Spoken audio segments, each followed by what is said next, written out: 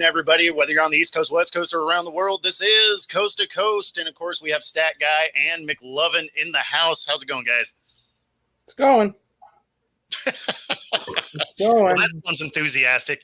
It's Friday for the rest of us, so we're in a better mood than you, I guess. Well, I mean, I left Florida at 84 degrees yesterday. I landed in Minnesota to 32 degrees and snow, and it took me 6 hours to get home as opposed to 4 hours because we had 2 hours of dense fog where we could not see more than 3 feet in front of us.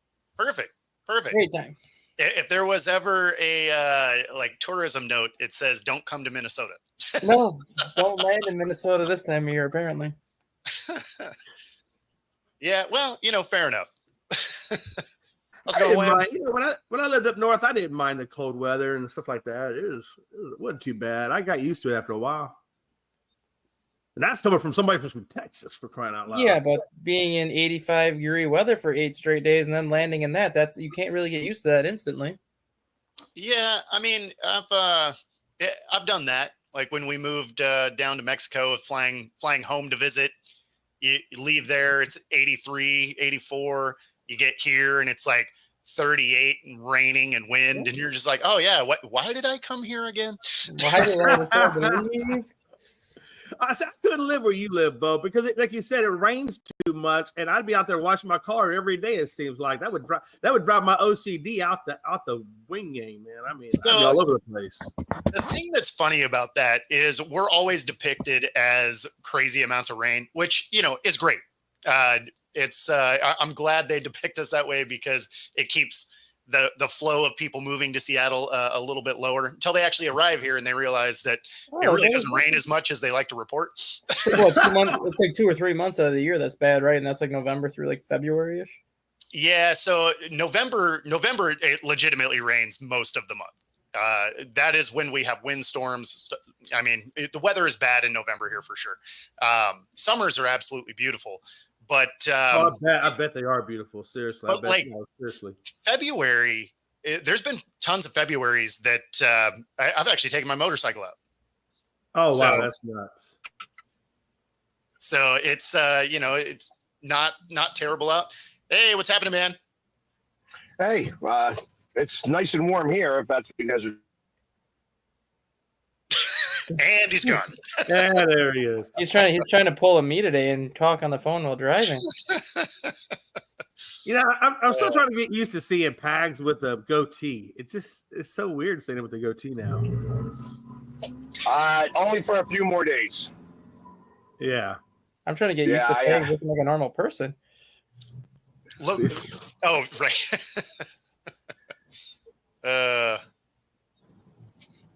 Yes, I am a real person. No, I said looking normal, like no hair color, no bright face paint, no like you have a sports shirt on, but no jersey related shirt. You look like a normal working person today. How about that? So, see, I'm going to the Hall of Fame luncheon for LaShawn McCoy. Yep. Oh, nice. Okay. Shady. Yeah, that's right. That's right. So the leading rusher all time for the Eagles is going to be put into the Eagles Hall of Fame. Very nice. Absolutely. Very nice. And when there's plenty of houses, they're just all very expensive in the Seattle area. I'm sure that you could find a really nice house down in what's that other part of Seattle? Tacoma. Yeah, but you gotta live next to some weird people. And weirdly, it's also still very expensive. Yeah, I would love to go to Seattle because I would love to go see Kurt Cobain's house. Like that would be awesome to go see. I appreciate that. When I'll be honest, it's not going to be around much longer. Doesn't Eddie Vedder live up there too, Bo? Yeah. No, there's quite a few stars that live up here to try and disappear. So, are you going to go to Seattle really to disappear, or are you going to go to like Idaho? I'd be willing to bet that you could get lost in Idaho very easily, or like Montana, or North Dakota. Either one of the Dakotas. Yeah, but it takes a long time to get anywhere. So Oh, yeah. in Seattle, you can still end up remote, but still be really close to an international airport. Hey, listen, if you have that type of money, do you really need? What's Do you that? really need your own an international airport if you have that type of money? Yeah. So that you can get in a plane big enough to carry the fuel. Well, I'll be honest with you. If me personally, if I had that kind of money, first thing I would do is go get my pilot's license and then find smaller airports to get me to a bigger airport. So it wouldn't take that long at all. Yeah, I mean, if you have the property, pull the John Travolta and have an airstrip in your front yard. I mean, let's be honest. Why even get a plane? Just get you a helicopter, and you can, because you didn't even have to do a runway or anything. You just have to have a little wide open space, and you can just go to any airport you want to in a helicopter. Yeah, well, I mean, can you? You can't. You can't do that. The helicopters are not allowed in airports. So they can land there. They have different restrictions of how they have to approach, but you can land a chopper at an airport. And you can actually get one relatively cheap. You don't have to have crazy money. You can get one of the like 3-person choppers for like $100K. So for about the same price as a Tesla, you can get a helicopter, avoid all that traffic. And there's also kind of weird aviation laws where you can fly a helicopter under 150 feet without a license. Well, it has to be a certain size of helicopter, because I do know some people that actually do that. It has to be small, right? Borderline experimental sized aircraft, but under 150 feet, which is a scary concept. I mean, if you guys have seen the new Beverly Hills Cop, that would be me trying to fly a helicopter under 150 feet. I mean, you'd probably run into some trees here in this. No, I'd probably drive into a building. And those vehicles you could buy one of those vehicles for like $40,000. Yeah, some of those real small ones. Yeah, you can, especially if you get a used one. Yeah, you can get them 40, 50K, no problem. Yeah, I was gonna say, if you're in that world, you know where to find them. You know what I mean? Because they keep them within their own. That's the hard part about doing that. But you have to put in the 600 hours of flying, so that's not as simple. Like I was started to look into that. I really thought that. I mean, I'd love to get my pilot's license. Sure, but I mean, ultimately, it's a lot of money. And once you have it, it helps you. It doesn't help you if you don't have a plane. Yes. Yeah. No, like if I were to do it, I would get a helicopter license for sure. Yeah. Especially because where we live, we have one of the small airports. I can throw a rock at it. Like it's right there. Yeah. It's right on the other side of the river from me, which, it's legitimately about 1.5 miles away, 2 miles away. So you had a little helicopter. You could just shoot right over to the airport, and you wouldn't have to deal with all the traffic. You could just boop, boop, down. Yeah, you just pop down to the little airstrip, and then it would make visiting my parents a whole lot easier, being as they live a couple hours away. Yeah. Avoid all that traffic. Just off you go. Like that'd be fun too. Like I wonder what the range in the helicopter. I wonder what the range is on one of those helicopters. Like, is it just a few hundred miles or about 1,000 miles? I think before. Oh, not on the little experimental ones. Oh, no, the experimental ones. No, those are like 300. I think 400 maybe. Yeah, tops. Maybe it's gonna go about as far as a car does. Exactly.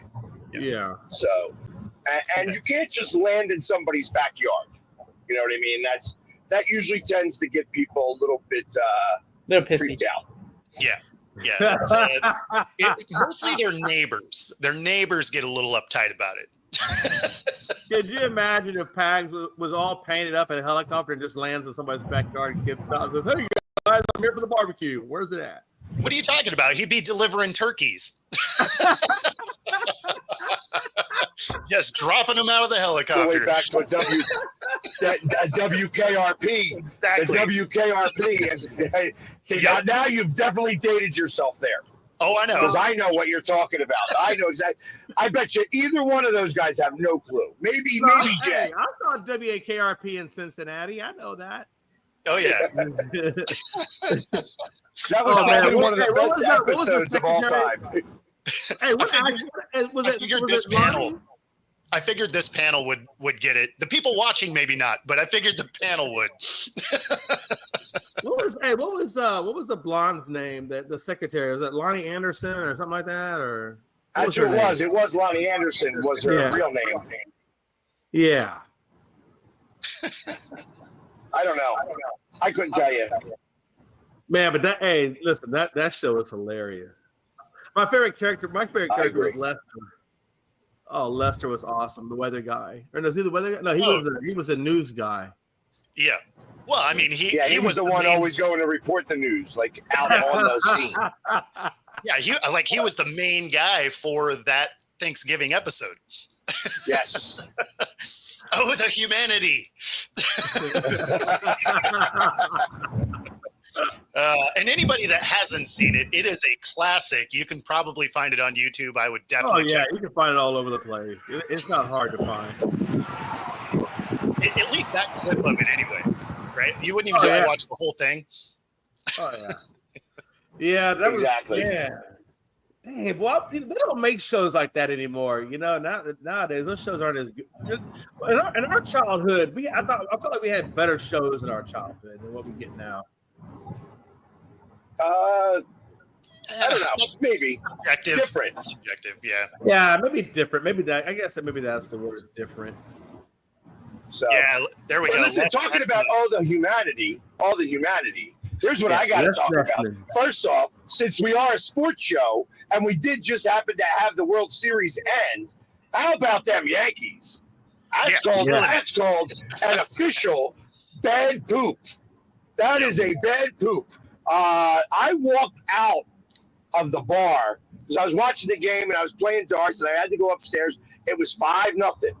I came down literally like 6 minutes later. It was 5-5, and I'm like, "Oh my god, what happened?" There's so many. I mean, realistically, you look at how that series played out. The Yankees should be up 3-2 right now. What happened in that game and why they lost was Canely. That Canely, he throws way too many changeups, and in the first couple of games, okay, you can kind of get away with it, okay, whatever. But in that game when he came out, they had already figured him out, and they knew that he was going to be throwing changeups. And that really you're in a 7-game series against one team. It's just like the way minor league baseball is set up now, where every series is 6 games. You're going to know what every pitcher throws by game 5 of that series because you're going to see him 2 or 3 times in that series. Oh, for sure. Hence exactly what happened with Alvarado and Yadalier, or whatever his guy who hit the 500-foot home run, 22. Jordan Alvarez. I mean? That was the 5th. Yeah, he was the one who wound up. He wound up facing him 5 times in that series, and he was 0 for 4 going into that 5th at bat. That 5th at bat was the only one that I remember. Yeah, you're right. But I think at some point, I was telling Frankie, because Frankie's a diehard Yankee fan. I said at some point, Judge, he's great during the regular season, but man, you get that guy in the postseason and he just disappears. Like, he is nowhere to be found. I mean, you could make the same case about Shohei in the World Series because Shohei did nothing in the World Series. No, I understand. Yep. But I feel like Shohei because even leading up to when he hurt his shoulder, he really wasn't doing much either. Yeah, he did not. He was like 1 for his last 27 or 1 for his last 28 in the postseason. Like, he did pretty much nothing after that opening series.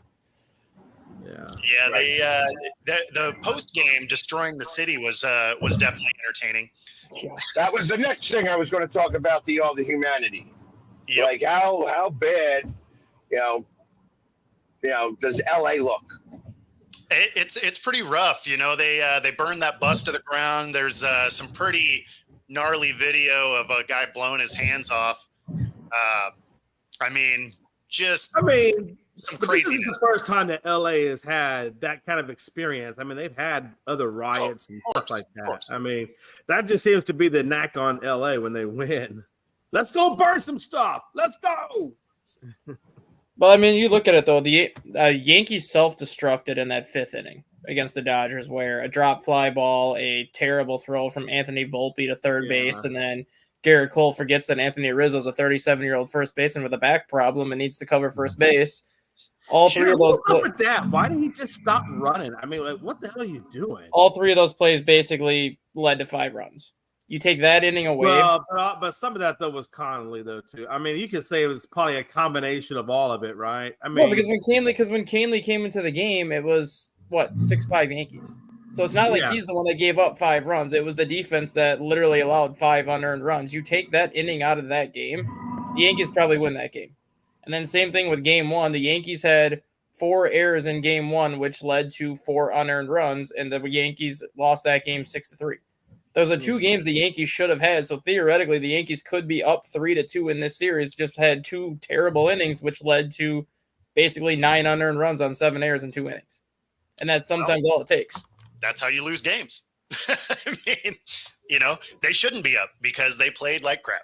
Yeah, no, they really did. I mean, you're not lying. The error on Aaron Judge, he's going to catch that ball 99 out of 100 times. It's just that he kind of peaked at the base runner before catching the ball, hit him in the heel of the glove. He couldn't close it.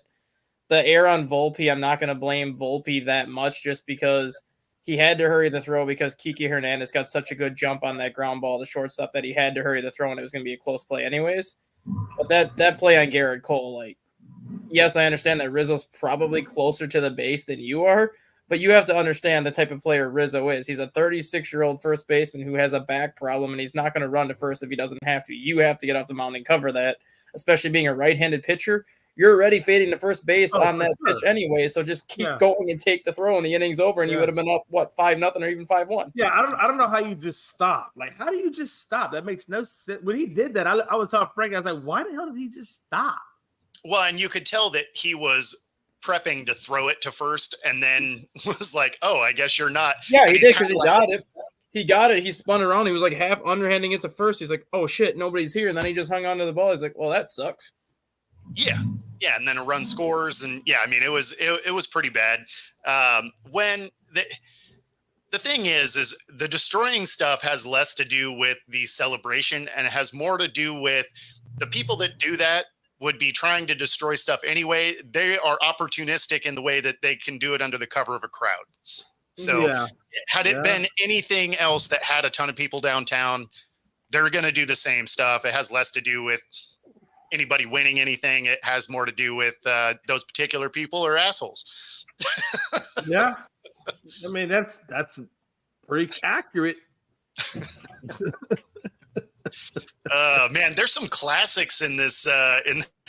In this, we got Airwolf. You guys remember that one? I do remember. I remember Airwolf, but I never watched it. The other one. Hey, what was the other one? Blue Thunder or something like that? No. Street Hawk was the motorcycle version of it. Yeah, and they were all knockoffs of Knight Rider. I'm about to say, you might as well just talk about Kit. Yeah. But yeah, no, there's some classics in here. The Honeymooners. Oh, jeez. Magnum PI. You're really going. You guys remember? Magnum PI was the shit, man. Tom Selleck was on point in that show. Let me tell you, and that Ferrari was nice. Do you guys remember Thunder in Paradise? No, I don't remember that one. It was like I remember the title, but I don't remember. So it was basically like a mix of like Miami Vice, MacGyver, and another show put together. And it was Hulk Hogan and Jesse the Body Ventura were basically the cops in that movie, and the whole movie was based on their speedboat, which was called Thunder. And then they lived in Paradise. I remember this actually. Yes, that show was actually really good. I mean, I don't know if I would categorize it as really good. But I feel like if it was really good, we'd all be watching it if it was really good. Some of these things you look back on, at the time you're like, oh yeah, that show was awesome. And you go watch it today, you're like, oh yeah, wow. Like Greatest American Hero. That's a good one to go catch an episode of on YouTube. Yeah. That is terrible. You know what show I still watch today that was done like 30 years ago, and I'm still going to keep watching it because it's a great show? The Fresh Prince. Okay. And Rob was right here. Some of these wouldn't be allowed on TV anymore. Married with Children. Oh yeah, Married with Absolutely. all definitely all of the family. There's no way Archie Bunker is going to be allowed on TV today. There's just no way. Yeah, so Gilligan's Island, this one always cracked me up. That's a good show. No, it cracks me up because the premise of it is stupid. So they go on a 3-hour tour and no one can find them. Right. Yeah, like how far could you possibly have gotten in 3 hours, literally? 3-hour tour, they ended up in the Bermuda Triangle and never came back. Right? It's like, and I'm sorry, how many times do people go to that island and they promise to take them off of the island, only to never take them off the island? Like, how many times do you honestly do that? And then you go with the fact that they're on a 3-hour tour and they brought enough clothes to last a lifetime. Right. How does the skipper? Because the Gilligan, they always wear the same clothes. How do those clothes never get holes or they never get dirty? And they're always nice and trim. I got a feeling if you're on a desert island, that something's getting dirty. There is no doubt. Here we go, Lincoln Financial. Just showing you. Oh yeah. And obviously, here we go. Congratulations. Oh yeah. Nice.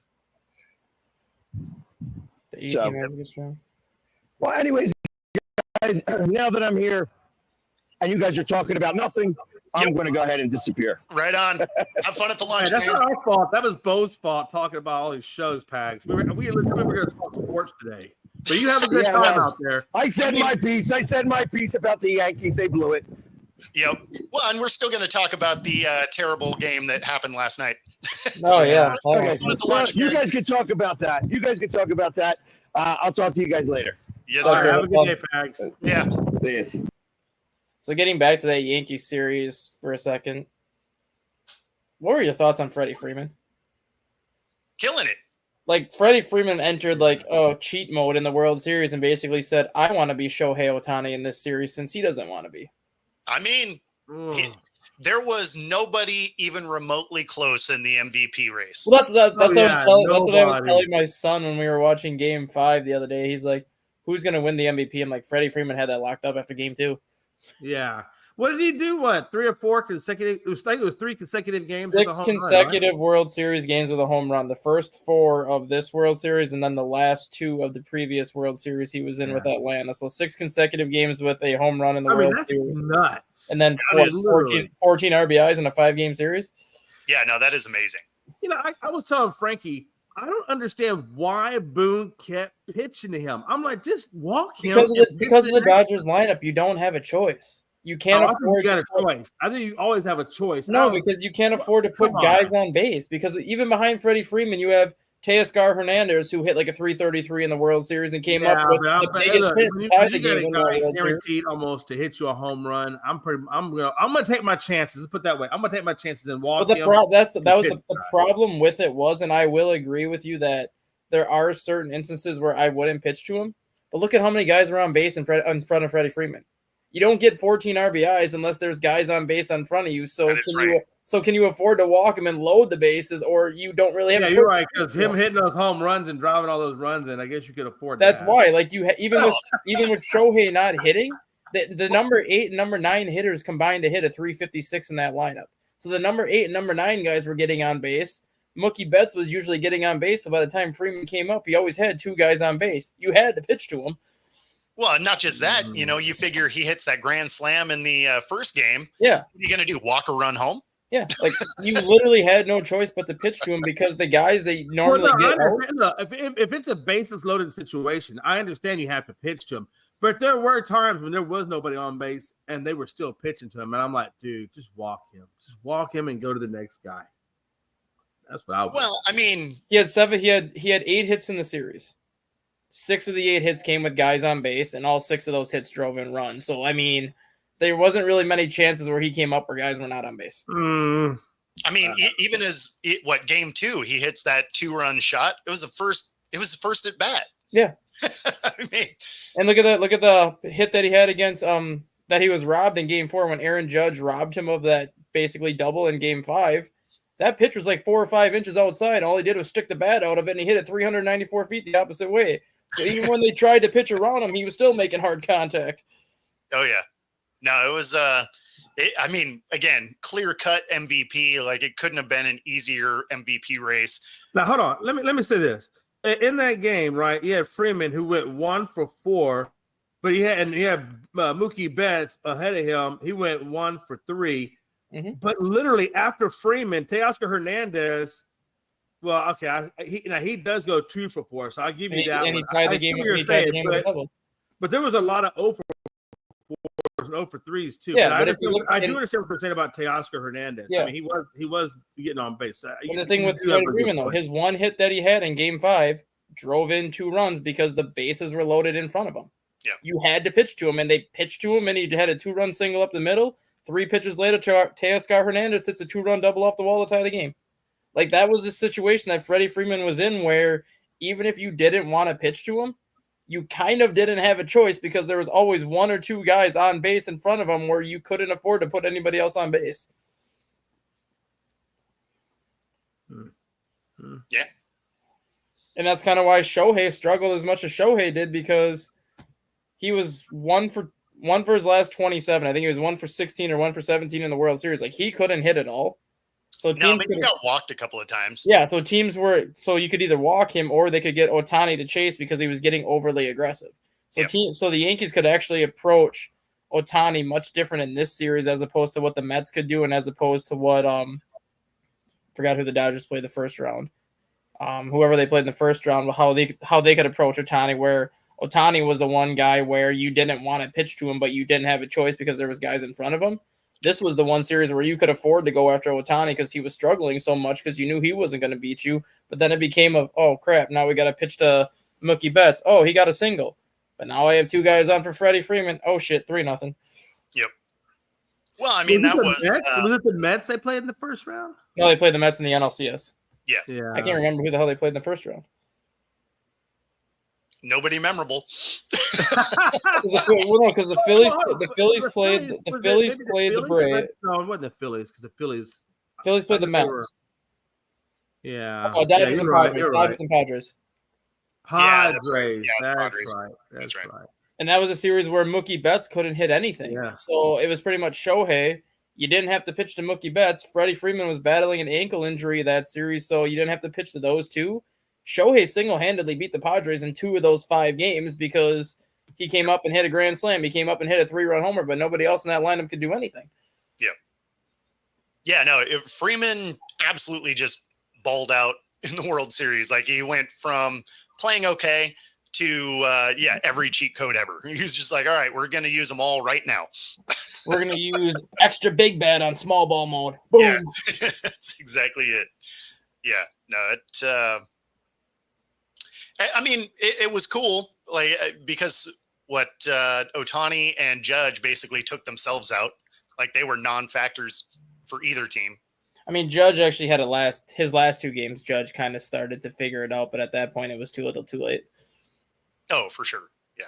I mean, you kind of thought that Game 5 could have went the Yankees' way until they started playing like Little League ball, where they're just making errors nonstop, and you're just like, oh, okay, you guys are trying to lose. And the sad part is, the sad part about that is, even with the drop fly ball that Judge had, and even with that throwing error that Volpe had, they still should have got out of that inning without giving up a run, because if Garrett Cole covers first on that ground ball to Rizzo, the inning is over, and you're still up 5-0. Yeah. Because Betts ends up driving 1 run in on that play. Freeman comes up with a 2-run single, and then that's followed by the Teoscar double. So they could have still got out of that inning with no runs coming in if they make that one play they should have made. Yeah. And so Garrett Cole has nobody to blame but himself. He eat the breakfast of champions. That's right. I love it. I love that. Yeah, I mean, in all honesty, man, I mean, you're right. If he doesn't stop, which I still don't, I mean, that's a fundamental baseball move. Pitcher always goes to first, and I don't understand why. Well, I mean, do that. Like I said, in Cole's defense, Rizzo's a lot closer to that. Rizzo's a lot closer to that bag than Cole is. So there are like those, like if Freddie Freeman makes that play, Freeman's going to the bag and he's not flipping it. So like there are certain instances where the pitcher knows like you're closer to the bag, you're going to take it.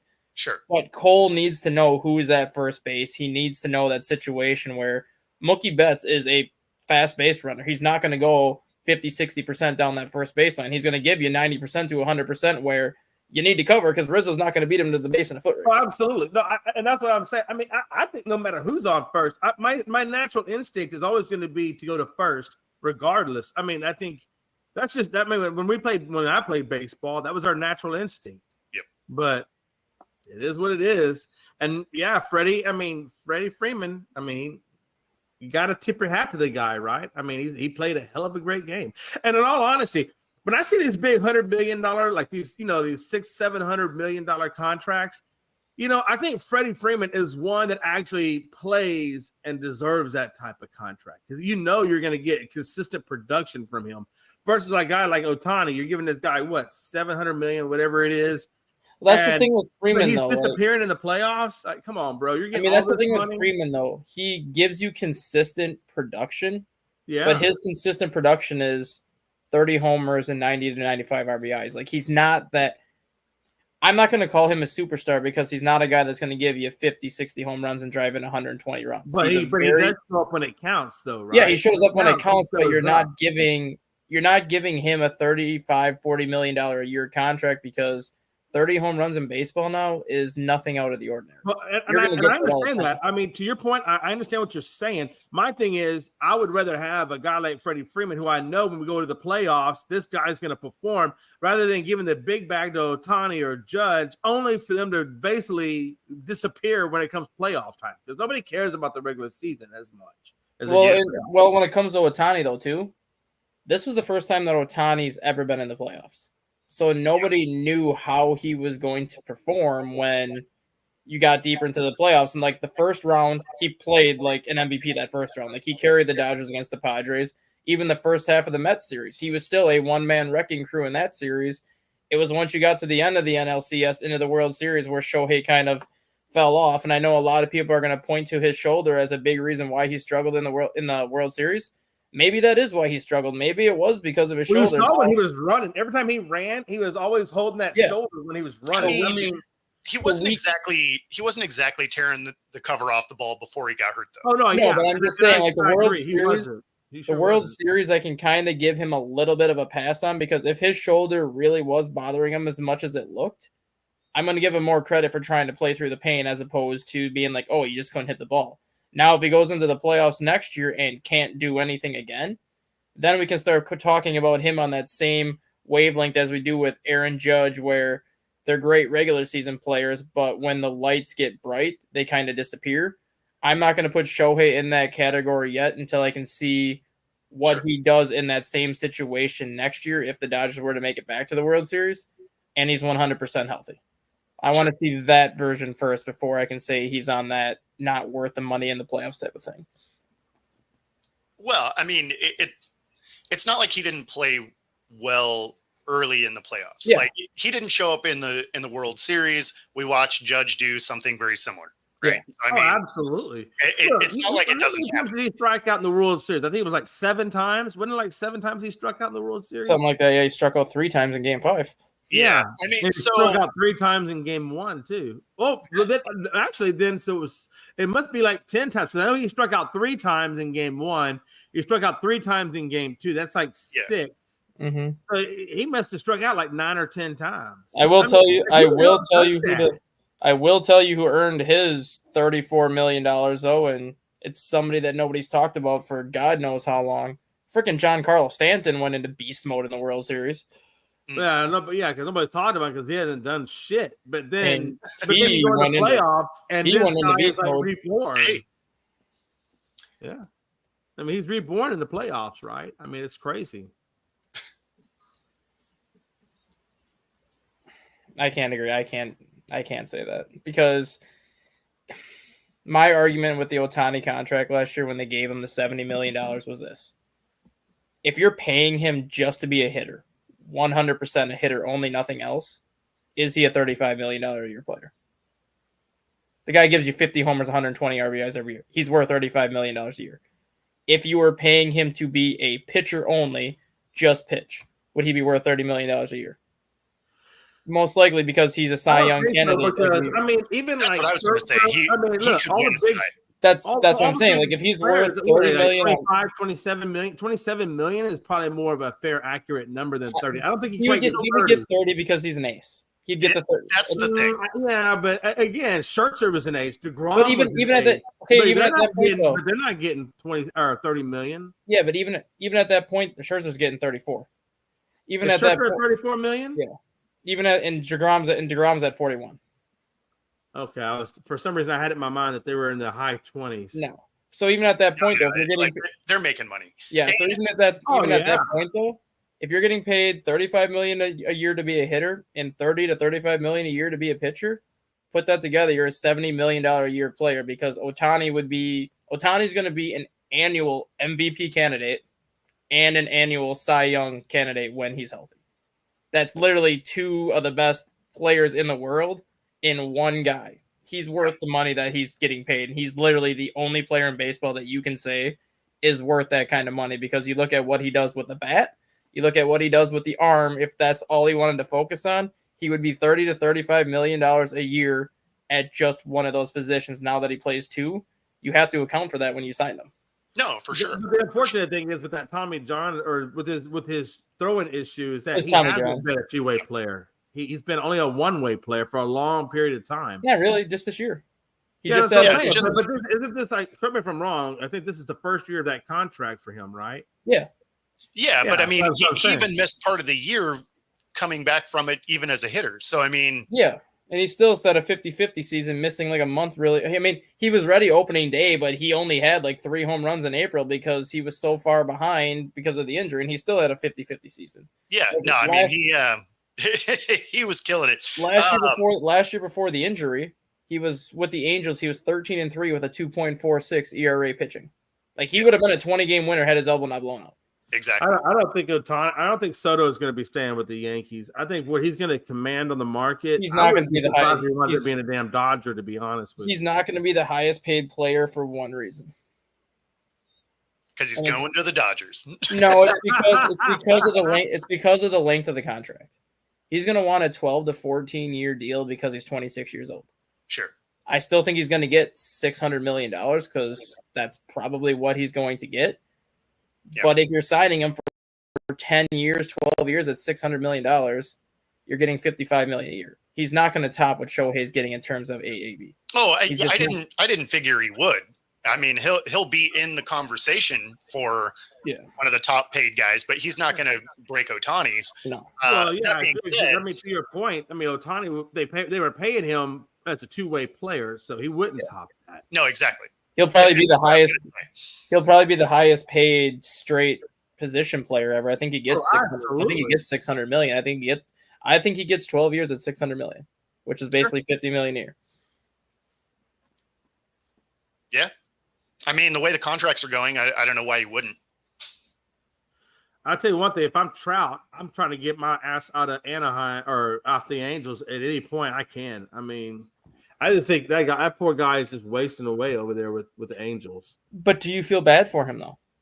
This is kind of all that money he's got. Why would I feel bad for anybody who's got that much money? I'm not talking about the money though. This is the same situation that Damian Lillard ran into in Portland. Well, he could have gotten out of Portland how long? And yet he kind of showed that loyalty card where he's like, I'm going to stay with Portland and see what you do, to the point where it's like, all right, you traded away CJ McCollum. You traded away this person. You traded away this person. Now I want to leave. Trout's the same way. Like there are numerous, he didn't have to sign the extension he signed with the Angels. Sure. He did it because he wanted to be loyal to that team. And he's been one of the most loyal players in baseball. I got to give him the credit for that because the Angels have done him no favors. Yet he still decides to stick around. If there was a time to leave, now would be the time. But do you honestly think that he's going to even ask to leave? Because he could have left probably 4 or 5 times by now. And he keeps saying, no, I'm going to stay here. Yes. Yeah. No, they make some pretty good money. You do got to stay in the bigs though. if you go down to AAA, you don't make any money. Yeah, peanuts. Triple A you do. Double A and single A you don't. Well, those you really don't. But even AAA, when you're comparing it to the bigs. Well, yeah, I mean, most AAA players are getting, depending on the contract, most AAA players are getting about $225,000 a year, which plenty of money to live off of. Sure, but it's not something you can retire on. Depending on how long you're in AAA. If I was getting $225 million, I'd be fucking sad. Jeez. See, the thing that's funny is when you're playing sports, there's a lot of money that comes out of. I know, because you got to pay your agent, you got to pay for like all your nutrition. I mean, there's a lot of things you got to pay for. Well, you're also paying and then you got to pay in all the cities you play in. I mean, like there's some weird stuff that goes into sports. Yeah, that costs them a lot of money.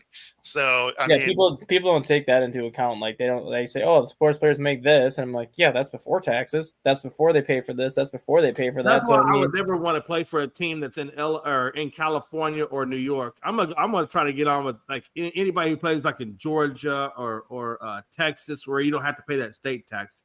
You only got to pay the federal tax, right? I mean, Shohei's probably still going to make $51 million a year after the taxes anyway, so I don't think he really cares. Yeah, but we were just talking about AAA players making $200K. You gotta stay with the context of the conversation. Damn, I mean, so you're just reaching around for. Well, remember when we had Connor on the program? They're talking about baseball, and then he goes to basketball. Well, Damian Lillard. No, right. Damian Lillard. Say the baseball, damn it. Remember when we had Connor on the program a couple weeks ago? Yeah. He's only making 52,000 a year. Yeah, of course. So he's probably taking home 30,000 maybe 33,000. Yeah. No, I mean, unless you have the top level crest on your jerseys, you don't make a lot of money. Like it's just part of it. And not making money is why you should try some sports betting. No, because then you could be even hurting for money. Well, as long as you have someone else do it for you, you don't get in trouble. Use the QR code on the screen for Bet Us. It's 125% deposit bonus for your first three deposits. Man, I'm struggling. Ready for Friday to be done, I guess. There is a 10% bet guarantee if you happen to be bad at it, like me reading this card right now. But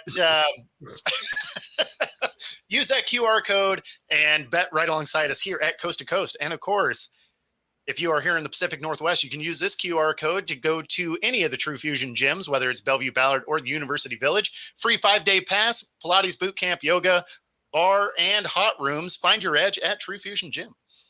Why do I feel like we should be putting up the 1-800 number after we do the Bet US? Like between Bet US and True Fusion, there should be like an 800 number where if you had a hard time with the bet 125%, please call this 800 number and we will get you counseling help. Well, I mean, that's the that's the disclaimer. Like some restrictions apply. If you have trouble with gambling, call this 1-800 number. But nobody's looking at this show to find that 800 number because Google exists. Right. Oh, what a time to be alive. So, switching over to football here, we might as well answer Brad's question. The prediction against the Jags is the Eagles win easily. This is a bad Jags team. Or do they win easily, though? Because look at Jacksonville against Green Bay last week. Took a last-second field goal for Green Bay to beat Jacksonville last week, 30-27. Yeah, I don't see the Jags doing that multiple weeks in a row. That was a game where they actually weren't overly mistake prone that they've been every other week. And then of course they still don't play defense. So yeah, I feel like Barkley's going to have a day. I think the line on that game is like 9 points I think it's 9. Maybe is the game in Philly? It is. Oh, okay. Then that makes sense. Yeah, no, like they're going to beat up on the Jags. But, one of the things I took away from last night's game is that Aaron Rodgers is officially washed up and needs to hand over the rest of his contract and leave. But Garrett Wilson, dude, this guy's hands. I mean, he's got some of the best hands in football. I mean, that acrobatic catch where he gets it, he does the old Bill Beckham catch. I mean, gee, I thought he was a good. I mean, he makes all the tough catches, right? I mean, he always makes some good catches, but that one last night just took. I mean, it took the cake. That game last night was terrible. Like the game itself was terrible. No, I'm not saying that, but I mean, bad game. They were playing hot potato with a win. Right? They're like, no, you take the win. No, you take the win. Like it was just bad football. And it's funny because it was coming off of a week that I was just like, oh, Giants, Steelers, like this game is hot trash. And then they turn around and put an even worse primetime game on. And that's the thing though. That's why when these primetime schedules get released as early as they do, they're looking at it from a Houston's going to be a great team. The Jets are going to be a great team with Aaron Rodgers. Like, this is a prime time Thursday night matchup that you want to do. That's why when it comes to like any primetime game, whether it's Monday night, I'm not going to say, but whether it's Sunday night or something like that, you should be able to flex that game every week based on the matchups that you're seeing heading into the week. Like, well, they could have flexed this though. They just didn't because this is late enough in the year. They had enough notice. They knew Minnesota had their game flexed on Sunday to Sunday night. Now they were supposed to play the Colts at noon on Sunday. Now they're playing Sunday night. Yeah, no, but that's what I mean is they could have flexed last week and this week. They didn't, but they could have. So yeah, I mean, I think the Thursday night games are hard though because if you're flexing that out of Thursday, who can you ultimately be like on short notice? Oh, by the way, we're flexing these teams out of Thursday. We want you guys to go there and do it. Like that's why the Thursday night games I think are tougher to flex out. So they have to give you a full month to flex it, but they could have. Yeah. Right. That being said, it's Thursday night, and they just seem to like trash games on Thursday night. The only day that Thursday night football actually works and where the quality of play is actually good is Thanksgiving. Yeah, of course. Because Detroit knows that they're playing on Thanksgiving every year. Dallas knows they're playing on Thanksgiving like every year. Yeah. But every other Thursday night game during the year, for the most part, outside of the season opening game, because you always know the Super Bowl winner gets that first Thursday night game. Yeah. The quality of play on Thursday is never going to be great because these teams are coming off a short week. One team's chances are they got to travel cross country, or one team's got to travel from their own facility to this other team after only having one practice. You know the quality is not going to be good on Thursdays. Well, they also generally don't have the best teams playing on Thursday night. Like they schedule bad games. And look at Houston. Look at Houston's schedule coming up in December. Did you see that? What's that? No, I said look at Houston's schedule coming up in December. Did you see what they have to go through in December? And you want to talk about a team that's going to suffer a terrible quality of play? Wait till Houston. Yeah. Houston has 3 games in 10 days. Yeah, it's what the Seahawks just got done with. They have the Sunday game on the 15th. Yeah. Then Houston plays Kansas City on Saturday the 21st, and then they play Wednesday on Christmas Day. Like, you want to talk about a team that's going to have a pathetic showing, it's going to be that Christmas Day game for Houston because it's literally going to be, oh, we played Saturday. Shit, we are literally playing on Wednesday and are going to have no practices before this game. Yeah. Yeah, and Rob, that flexed game took out a game that was going to be just as bad because it was the Eagles and it wasn't Eagles and Jags. It was Christ, what game was it that got flexed out? I can look. Yeah, I thought that one was the Eagles Jags that got flexed for a game that's also going to be not great. No, I thought it was Raiders and Bengals. Because now the Raiders and Bengals are playing at 3 or at 12 now. I thought their game was supposed to be the Sunday night game. I don't think so. I thought it was the Eagles game. No, because the Eagles and Jags are playing at 3.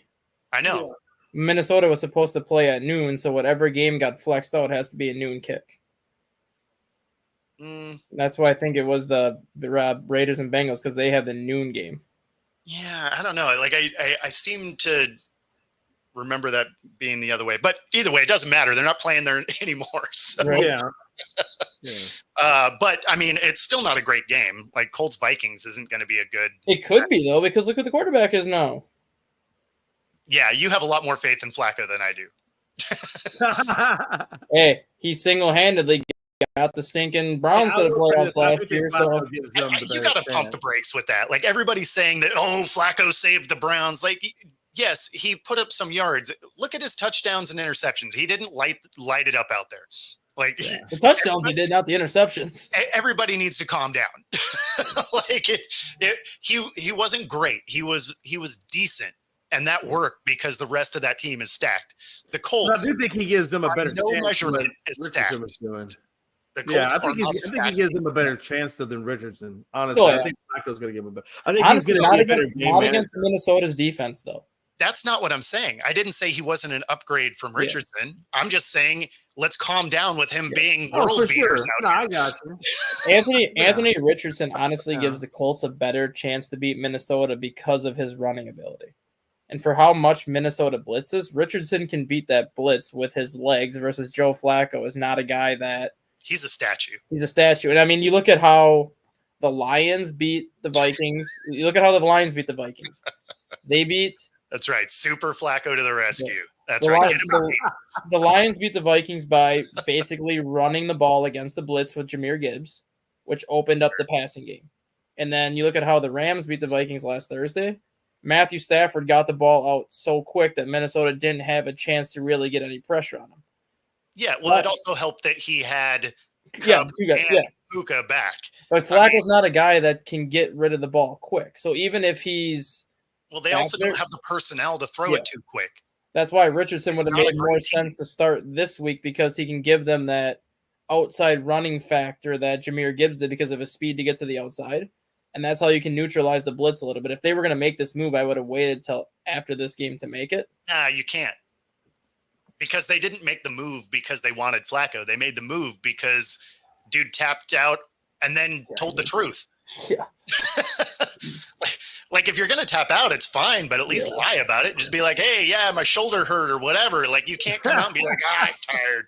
Like, I mean, I give him credit for being honest, though. Managing now in football, I mean, what are we doing here? I give him credit for being honest, though. I do not, because that's a good way to lose your locker room, which is exactly why Flacco is going to start this week. Yeah. I mean, that's almost as bad as what Watson did with Cleveland when he walked off the field and basically quit on the team. I mean, it's almost the same thing. At that point, nobody believed in Watson anyway. That guy's played like hockey. Nobody did. And it's amazing what happened. Like Jameis Winston comes in and throws 3 touchdowns and 0 interceptions in his first start. Yeah. Something that Deshaun Watson has not done in 2 years of Cleveland. No, I mean, that being said, if the Ravens actually played smart football the way that they've won the other games, they would have won that game too because they were right there completely. No, I'm not saying they wouldn't have. I'm just looking at Winston's performance as a whole. Like Winston played better in one game than Watson's played in basically 2 years as a starter.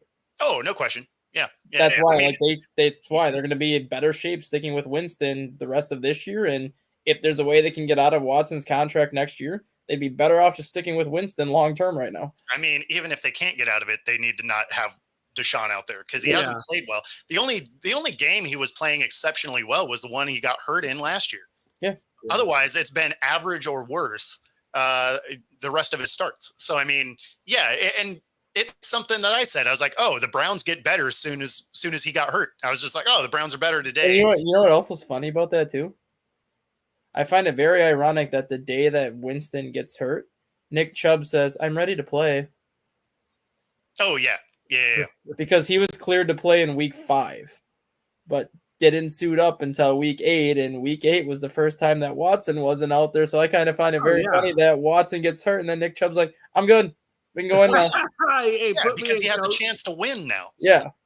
Now, at this point, they're too far behind, so it won't matter. But they're not making the playoffs. I mean, if you're Cleveland, though, do you go for the number 1 pick and try to get a guy like... They're not bad enough to get the number 1 pick. They only have 2 wins, though. There's 11 teams in the... Well, there's 11 teams in the NFL right now that have 2 wins or less, and Carolina has 1 win. I mean, Carolina's still at the bottom of the barrel. They are. They have 1 win, but if Carolina goes and beats Tennessee, Carolina can beat the Giants this weekend. So Tennessee. Yeah, Carolina can beat the Giants this weekend and get the 2 wins. If Carolina's not beating the Giants, they could. I'm not saying they will, but they could. But like, there's so many teams right now It's that snow in my office too. yeah, unlike the like, I will agree that Talking about Carolina and Tennessee are the bottom feeders of the NFL. I mean, even the Jaguars are 2-6. Yeah, but given how the NFL has gone this year, where we've seen a lot of teams that we didn't expect to be good are good, and we've seen like a lot of teams that we thought were going to be good that are average right now. There really realistically is. There you go. Yeah, there's your garbage teams on the AFC side. Yeah, I mean, you look at that list; those are all teams within one game of that number one pick, where stranger things have happened. Like we've seen teams that are terrible somehow win 2 or 3 games and miss out on the number one pick. All these teams are gonna. I'm gonna take the Jets out of it because Jets are not gonna, I don't think, be bad enough to win 3-4 games. I think they will get to 5 or 6 wins. But you look at the Patriots. They're not taking a quarterback if they got the number one pick. Jaguars wouldn't take it. The Patriots probably win this week because they're playing the Titans. Of the teams on this list, though, if any one of these teams ended up with the number one pick, the only team that theoretically would be targeting a quarterback would be Cleveland. That is not true. Who else do you well, Will Levis. Okay, yeah, Cleveland and Tennessee. And the Raiders. Raiders, I think, believe in Alex O'Connell, though. Because they you don't think they do? No. They already didn't believe in him. That's why they brought Minshew in the first place. Yeah. So, no, like, you're out of your mind. There's plenty of guys. There's plenty of teams that want a quarterback. Yeah. Oh, for sure. And, I mean, realistically, if the Dolphins continue to slide, they would take one also because you've already seen that Tua may not last. So if you've paid Tua, but you can get an insurance policy behind him, you do it. So the question, especially with the way he's playing, I mean, he's still running the football like he's a running back instead of. And then you have the Panthers, who obviously show they're not in on the Bryce thing. Well, that was my question too, though. They're going back to Bryce Young this week, I believe. Yeah, well, that's because Dalton got hurt. Yeah, he got in a car wreck. Do you think that Carolina would draft a quarterback number 1 overall? I don't know why you wouldn't. I don't know why the Giants wouldn't. I don't know why the Saints wouldn't. I mean, you're talking about a lot of teams that could take a real look at a quarterback, and the Browns are too good of a roster for them to be in that position, where a lot of these are bad rosters. They're going to lose a lot of games. Yeah. Now, the Saints probably win this week because Carr, in theory, might be available. But, I mean, and they're playing, the Panthers, I believe. So, like, that's a very winnable game for them. But, I mean, you're looking the Panthers are playing the Giants, aren't they? Or is that next week? No, the Panthers are playing the Giants, I believe. Oh, you might be right. Because somebody made a joke about it that Germany was all mad. Right. No, they're playing the Saints. They're playing the Saints. Then it's next week because somebody was making a joke about it, saying how Germany was all mad at us for World War II, so we're going to punish them even more by sending Carolina and the Giants there. Yeah, no, that makes sense. Yeah, no, they're playing the Saints this week. So yeah, I mean, the Saints probably win. The Saints won't really be in it because they are good enough, but at the same time, Carr's contract comes up, I think, after next season. So I mean, they have to be thinking about what it is they're doing next anyway. But unless they believe, you look at the Giants are they're out for Daniel Jones at the end of the season, so they got to make a decision there also. So no, there's a lot of teams that could be in the running for a quarterback that are bad enough to draft one, and there's really only 3 options coming in this draft. So I'm going to go as far as saying only 2 options, really. Yeah, no, I mean, it was certainly a first round. There's only 2 options first round, but within the first 3 rounds, there's 3 capable guys. Who do you think are the 3? That's something we got to talk about on Monday because we are way out of time. If you've been watching here on YouTube, be sure to like and subscribe. Definitely helps us bring our content to you. And of course, if you are watching on Roku, stay tuned for the next hour. Other than that, have a great weekend, everybody. Enjoy football. See y'all on Monday.